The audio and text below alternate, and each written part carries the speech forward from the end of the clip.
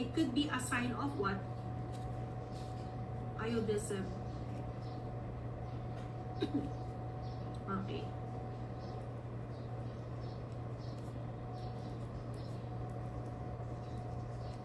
This is for the benefits or med surge for, for a general knowledge. But in this patient, if you're awake, alert, oriented, and you're good, you can hold the straw, then that should be given by a straw. But unless you think your patient is not a good candidate for straw due to aspiration, then don't proceed with the straw. Okay, but the main purpose of that, why we give it through a straw, as suggested, is to prevent discoloration. Okay? Oh, this is a good note, guys. When it comes to your NGN, okay, the problem there, okay, they test your critical thinking. Like what we are doing right now, you can flip it as 4. It's for your hyperactive, diba? Hyperactive or overactive thyroid. Basically for the thyroid storm or hyperthyroidism, okay? Okay, so your metimazole basically is also for your thyroid, hyperthyroidism, but this is more when you have thyroid storm. Yeah. Okay na po. Let's go to 7 na. Pag 7 na tayo. Okay, 4 measures, but I added more. You can screenshot this one.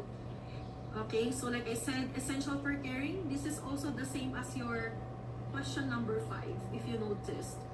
Okay, but we are more dysrhythmias, O2, what else? Thyroid levels, so we have to monitor the blood levels of your patient. Temperature, so that's why we have to address that with the help of your Tylenol. Deficient fluid, okay.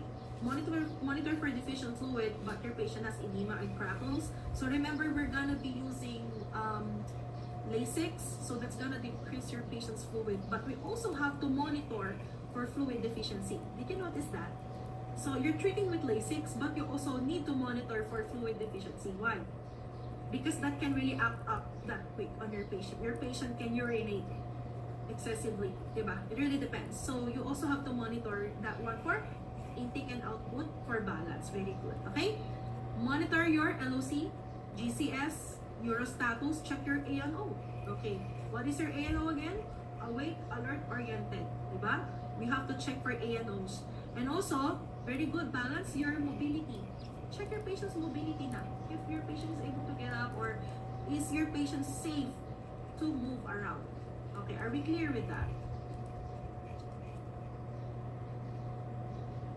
Screenshot nyo po and I will proceed with 8. Okay, identify 2 possible factors. So the first one could have been the stressor of losing his wife. Okay, what's the second one? He might have stopped taking the medication or the anti-thyroid or his metimazole. That's why it kind of triggered the thyroid crisis event. Okay? So these are the answers. So loss of wife and stopping the medication. Those are the 2 factors. Our last question for today is the hypothyroidism.